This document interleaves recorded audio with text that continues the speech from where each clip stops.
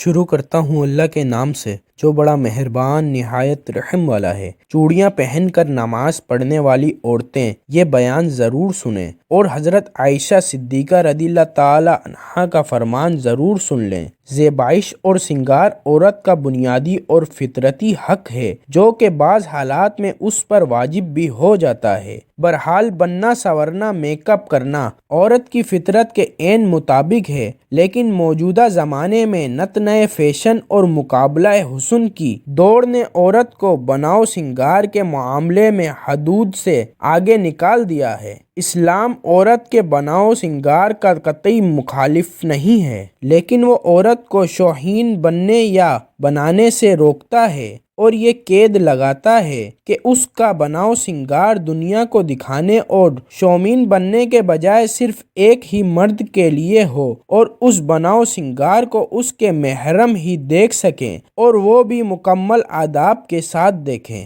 رسول اکرم صلی اللہ علیہ وآلہ وسلم کا ارشاد ہے کہ جو عورت خوشبو لگا کر باہر نکلے اور اس کا گزر لوگوں کے پاس سے ہو اور وہ اس کی خوشبو محسوس کر لیں تو یہ عورت بدکار عورت کی طرح ہوگی۔ جب کسی لڑکی کی شادی ہو جاتی ہے تو ہمارے معاشرے میں چوڑیاں پہننے کا ایک رواج ہے کہ نئی دلہن چوڑیاں پہنتی ہیں اور چوڑیاں پہننا اتنا ضروری سمجھ جاتی ہیں کہ اگر چوڑیاں نہیں پہنی ہیں تو یہ سمجھتے ہیں کہ چوڑیاں نہ پہننے سے شوہر کے اوپر کوئی پریشانی ہو سکتی ہے اور یہ شوہر کی طرف سے ہوتی ہیں۔ شوہر جن کے ہوتے ہیں وہ چوڑیاں پہنتی ہیں، جن کے شوہر نہیں یا کسی شوہر کا انتقال ہو گیا تو پھر وہ عورتیں چوڑیاں نہیں پہنتی ہیں۔ تو چوڑیاں پہننا کتنا ضروری ہے، پہننا چاہیے یا نہیں، آج کی اس ویڈیو میں ہم آپ کو بتائیں گے۔ چوڑیاں عورتوں کا ایک فیشن ہے، یعنی کہ عورتیں چوڑیاں پہنتی ہیں اس بنیاد پر کہ وہ ایک فیشن ہے اور یہ فیشن خصوصی طور پر شوہر کے لیے کیا جاتا ہے۔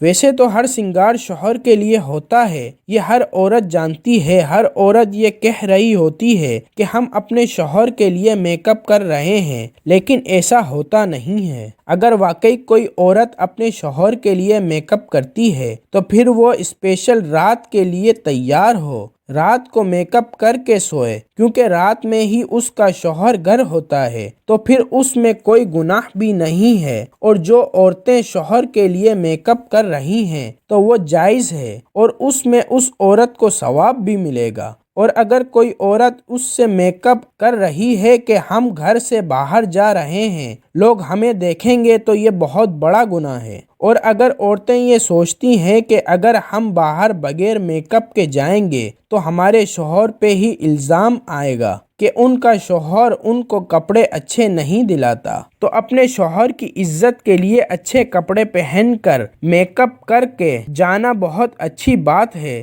لیکن خیال رہے کہ نہ محرم آپ کو نہ دیکھ پائیں۔ آپ کے جو محرم لوگ ہیں وہ آپ کو دیکھ سکتے ہیں۔ اور اسی طرح چوڑیاں بھی شوہر کے لیے عورتیں پہنتی ہیں جب تک شوہر حیات رہتا ہے۔ اگر کسی شوہر کا انتقال ہو جاتا ہے تو پھر عورت اپنی چوڑیوں کو نکال دیتی ہے۔ صرف چوڑیاں نہیں بلکہ سارا میک اپ شوہر کے لیے ہوتا ہے، اور یہ ظاہر سی بات ہے کہ یہ ایک رواج ہے، یہ قرآن حدیث یا شریعت میں نہیں ہے۔ اب اگر کوئی عورت شادی شدہ ہے، اس نے چوڑی نہیں پہنی ہے تو اس کی نماز نہیں ہوگی، اس سے نماز کا چوڑیوں سے کوئی تعلق نہیں ہے۔ نماز ایک عبادت ہے اور چوڑیاں پہننا ایک فیشن ہے، تو فیشن اور عبادت کا تعلق کیسے ہو سکتا ہے؟ اگر ایسا ہو جائے تو پھر نماز کے لیے اگر چوڑیاں ضروری ہیں تو پھر جن کی شادی نہیں ہوئی کنواری لڑکیاں، ان کی نماز بھی قبول نہیں ہوگی۔ تو یہ صرف چلی چلائی لوگوں میں باتیں ہوتی ہیں، اس لیے ان چیزوں سے نکل کر اسلام کی پیروی کرنا چاہیے۔ چوڑیاں جو عورتیں پہنتی ہیں ان کو یہ چاہیے کہ وہ ایسی چوڑیاں نہ پہنیں کہ جو چوڑیاں بجیں،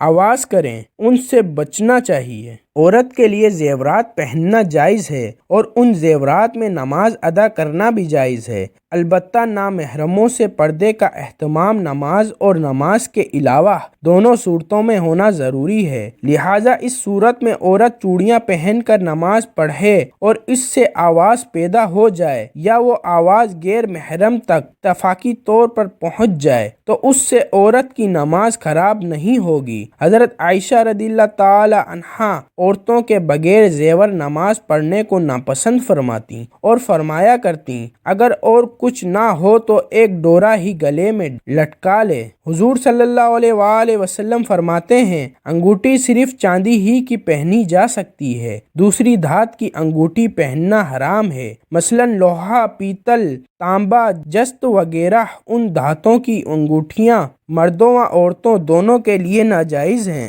فرق اتنا ہے کہ عورت سونا بھی پہن سکتی ہے اور مرد نہیں پہن سکتا۔ حدیث میں ہے کہ ایک شخص حضور صلی اللہ علیہ وآلہ وسلم کی خدمت میں پیتل کی انگوٹھی پہن کر حاضر ہوئے، فرمایا کیا بات ہے کہ تم سے بت کی بو آتی ہے؟ انہوں نے وہ انگوٹھی پھینک دی۔ پھر دوسرے دن لوہے کی انگوٹھی پہن کر حاضر ہوئے، فرمایا کیا بات ہے کہ تم پر جہنمیوں کا زیور دیکھتا ہوں؟ انہوں نے اس کو بھی اتار دیا اور عرض کی یا رسول اللہ صلی اللہ علیہ وآلہ وسلم کس چیز کی انگوٹھی بناؤں؟ فرمایا کہ چاندی کی، اور اس کو ایک مسکال پورا نہ کرنا۔ احادیث کی روح سے چاندی کی انگوٹھی مردوں کے لیے حلال ہے اور سونے، لوہے اور پیتل کی انگوٹھی ان پر حرام ہے۔ سیدنا اعلیٰ حضرت رحمت اللہ علیہ ارشاد فرماتے ہیں ہاتھ، خواہ پاؤں میں تانبے، سونے، چاندی، پیتل، لوہے کے چھلے، کان میں بالی یا بندہ یا سونے، خواہ تانبے، پیتل، لوہے کی انگوٹھی اگر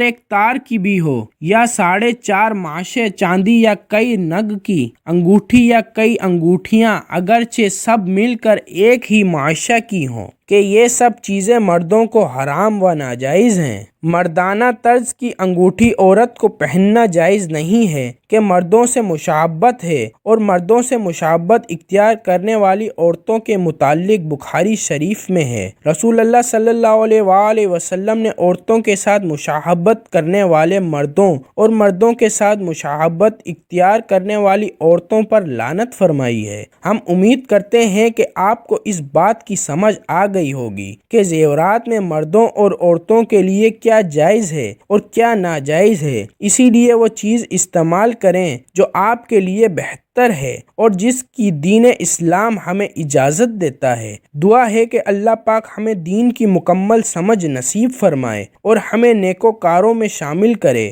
آمین۔ ناظرین، کمنٹ باکس میں اللہ تعالیٰ کے 99 ناموں میں سے ایک نام ضرور ٹائپ کریں۔